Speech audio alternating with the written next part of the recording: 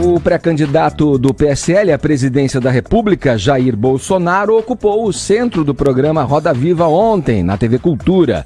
Entre outros destaques, o presidenciável colocou a eleição desse ano sob suspeição, por causa da ausência do voto impresso. Disse que a aceitação do nome dele é enorme por parte dos eleitores, afirmou que o regime militar não se iniciou a partir de um golpe, assegurou que não é racista nem misógino e admitiu não ter um plano B caso Paulo Guedes deixe de ser o seu fiel escudeiro na área econômica. Vamos abrir com você, Joel. Você assistiu à entrevista, imagino eu. Bom dia, Edgar. Opa, vai lá. Bom dia, Edgar. Assisti sim também. Acho que muitos brasileiros estavam interessados para ver, né, o que o Bolsonaro ia falar, né? A gente não sabia nem se ele ia na entrevista mesmo, ele demorou um tempo para topar. E é bem esse sentimento que você colocou mesmo. Ontem, por volta das 9h45, assim, eu me lembrei que na semana anterior o Ricardo tinha anunciado, o Ricardo, o âncora do Roda Viva, ele tinha anunciado que seria o Bolsonaro. Eu falei, opa, vai ter o Bolsonaro no Roda Viva, deixa eu assistir e ver o que ele vai falar. E no fim falou um pouco mais do mesmo, não foi, João? O que você achou? Não teve nenhuma grande surpresa para quem conhece ele, mas eu vou dizer uma coisa. Os jornalistas estavam esperando que essa oportunidade que o Bolsonaro ia sentar ali para ser entrevistado ia ser um momento de desqualificá-lo, de destruir a imagem dele, de enfraquecê-lo. Eu acho que ele levou a melhor sobre os jornalistas nessa entrevista do Roda Viva, viu? Porque ficou falando também dos mesmos assuntos e ele deu as mesmas respostas. Ele falou aquilo que ele gosta de falar e ele se mostrou, porque os jornalistas, o que eles tentaram? Acusar ele a todo momento de homofobia, de machismo, de racismo. E ele responde muito bem a essas acusações. Primeiro porque elas são baseadas em pequenas frases polêmicas que ele solta por aí. É isso que dá o ibope dele, né? O ibope dele vem muito disso. Solta uma frase que todo mundo fica indignado, o jornal dá manchete, a gente fica querendo saber qual vai ser a resposta, tudo isso vai dando esse ibope pra ele. E ele diz com toda tranquilidade, eu não sou nada disso, e jamais pede desculpas, jamais aceita a superioridade moral daqueles que estão acusando ele. Então ele passa uma imagem de força. Eu acho que ele conseguiu fortalecer essa imagem de força dele nesse programa. Qual foi o momento que ele patinou? Quando perguntaram sobre questões mais técnicas. O que você vai fazer com a mortalidade infantil, Bolsonaro? Nesse momento, a gente vê que tem um despreparo profundo ali. Mas foram as exceções do programa. No grosso, ficaram acusando de machismo, de direitos humanos. Pô, o Bolsonaro sabe muito bem que para muito brasileiro esse papo de direitos humanos hoje em dia é usado de uma forma extremamente parcial, né? É só usado na hora de lembrar dos direitos supostamente dos criminosos. E ele joga para essa plateia dele, o público dele gosta de ouvir isso. Então acho que foi mais do mesmo, mas conseguiu solidificar a imagem dele como alguém forte, alguém que não vai se curvar ao que a classe dominante do jornalismo, da mídia ou da cultura fala para ele. Então acho que ele saiu vencendo. E reforça também a sensação de que ele tem respostas simples para problemas complexos também, né? Mas ele é contundente no que diz e ele atende a uma demanda, um anseio de uma parte considerável da população. Embora se fale num teto, embora se fale num limite que ele tem para crescer aí, ele sabe muito bem se comunicar, e esse tipo de comunicação, essa coisa meio, né, de trombada que ele tem, né, de confronto direto, agrada muito ao eleitorado dele e pode fazer vistas aí a uma nova parcela que pode aderir, Caio, à candidatura do Bolsonaro também, né? Agora, vamos lá, você acha que foi também se perdeu uma chance de falar sobre coisas programáticas para ficar nos velhos temas, né, que rondam ali a personalidade do Bolsonaro também? Os jornalistas perderam uma oportunidade de confrontá-lo diante de coisas que normalmente ele tem mais insegurança em dizer, ou não conhece mesmo? Acho que sim.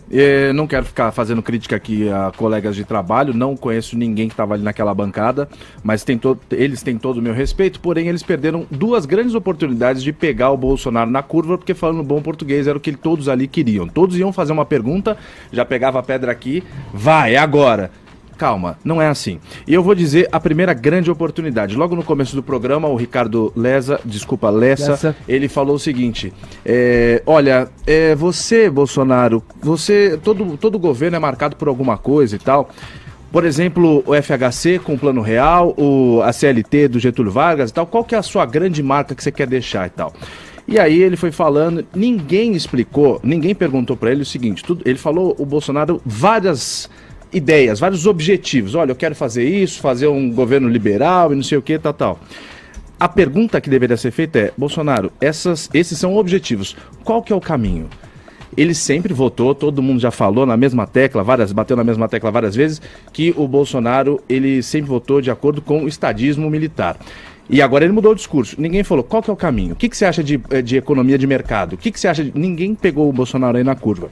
Eu acho que pegaria. E ninguém fez uma grande pergunta quando ele defendeu o Brilhante Ustra, falando o seguinte, o coronel, ele foi julgado só em segunda instância e não chegou a transitar em julgado o processo dele. Então, parte do princípio de que ele é inocente, todo mundo é inocente até se esgotar todos os recursos.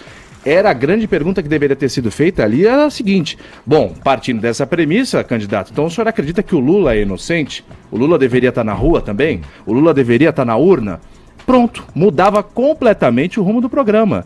Ninguém fez essa pergunta pro Bolsonaro. E aí eu vou com o Joel. Tudo que foi falado, o Bolsonaro deitou e rolou em cima de todo mundo. Eu queria fazer uma pergunta para vocês, porque a gente fala muito dos indecisos, né? Porque quem vota no Bolsonaro, continuou votando no Bolsonaro. Acho que quem não vota, odeia o Bolsonaro, continuou não votando no Bolsonaro, deu na mesma. Agora, e esses indecisos, o que é que vocês acham?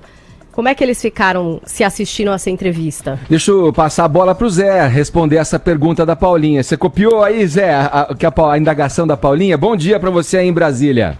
Sim, muito bom dia a todos. Olha, Paula, esse tipo de questionamento é feito pelo próprio partido político. Eles têm pesquisas especiais, colocam pessoas independentes, comprovadamente indecisas, em salas, assistindo a entrevista, e depois da entrevista medem exatamente a reação de cada um dos indecisos depois da entrevista. E aí eles tentam ali evitar futuros discursos ou reforçar pontos que os indecisos gostaram. Isso, tecnicamente, os partidos políticos fazem essa medição.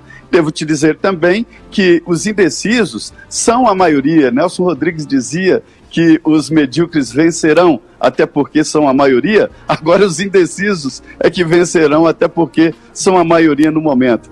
Essa história aí do Bolsonaro, eu me lembro, Edgar e Paula, logo no início, quando o Collor de Mello, desconhecido, lá de Alagoas, veio a Brasília e deu uma entrevista, eu saí da coletiva e comentei com um colega, meu Deus, ele é perigoso, sabe por quê? Ele acredita no que fala. E é isso que as pessoas estão vendo em Bolsonaro. Acabou aquela história do candidato tapinha nas costas, como vai seu pai, como vai sua mãe, sem conhecer o pai ou a mãe da pessoa. E o Bolsonaro está traduzindo o que ele é. Ele está sendo Bolsonaro. Olha, não se iludam, existem pessoas que querem a volta da escravidão. Eu fiz matéria aqui sobre deputados que, olha só, pretendiam, na melhor das intenções para ele, tirar moradores de rua da cidade e levar para a fazenda para trabalhar em troca de alimentação e lugar para morar. O que é isso? Escravidão. E ele batia o pé e dizia que estava ajudando na questão social brasileira. Então existem eleitores para esse tipo de discurso do Bolsonaro e é isso que está fazendo com que os números dele fiquem inflados. Então, ele continuou sendo o Bolsonaro e é o que está dando certo e está sendo reforçado. Não se iludam não, ele já tem a sua equipe de marqueteiros, viu? Ô, Trindade, só para pegar o gancho no que você disse aí, teve um ponto da entrevista onde ele fala sobre a questão do trabalho no campo, né? E das leis, do cerco das leis, né? Que procura fiscalizar trabalhos análogos à escravidão. E ele reforça dizendo que não, que o contrário, o campo não pode parar mesmo, porque você tem lá a questão da colheita, né? Que se impõe sobre o desejo do trabalho. Quer dizer, ele vai mesmo na contramão de tudo que o outro lado ideológico que confronta esse pensamento do Bolsonaro defende, né?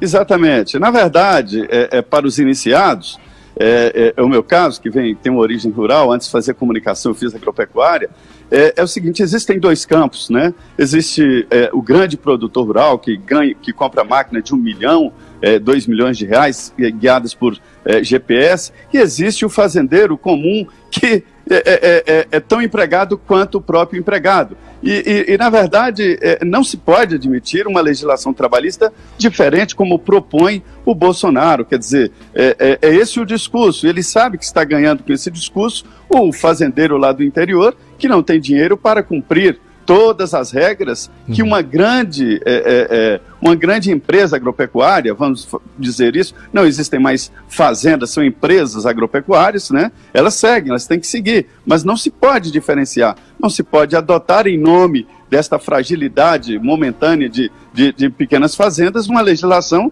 que possa colaborar com a escravidão. Mas é o discurso e devemos dizer que, na verdade, Edgar, é um discurso de campanha e não uma proposta de governo. Joel. Paulinha, você perguntou dos indecisos. Olha, se tem uma coisa que a gente sabe hoje em dia sobre esses indecisos, é que eles estão fartos da política tradicional, né? Ninguém aguenta mais papo de político. As pessoas querem alguém que elas sintam que elas possam confiar, alguém que fale a língua delas, e alguém que, além disso, traga força, traga essa ideia de que ele apresenta uma força que vai resolver os muitos problemas que a gente está vivendo no Brasil. Nesse sentido, eu acho que essa entrevista de hoje mais ajudou o Bolsonaro, porque é isso. Ele é alguém que está disposto, sim, a quebrar as regras do politicamente correto, as regras do moralismo que às vezes tentam trazer, né, falando até de Jesus para em cima dele, as regras do discurso aceitável na política de hoje em dia. Ele está disposto a quebrar tudo isso para dizer, não, eu vou trabalhar pelo seu interesse, vou fazer o que você quer, mas não está tendo coragem de falar. Essa é a mensagem que ele passa e eu acho que vai pegar bem para ele.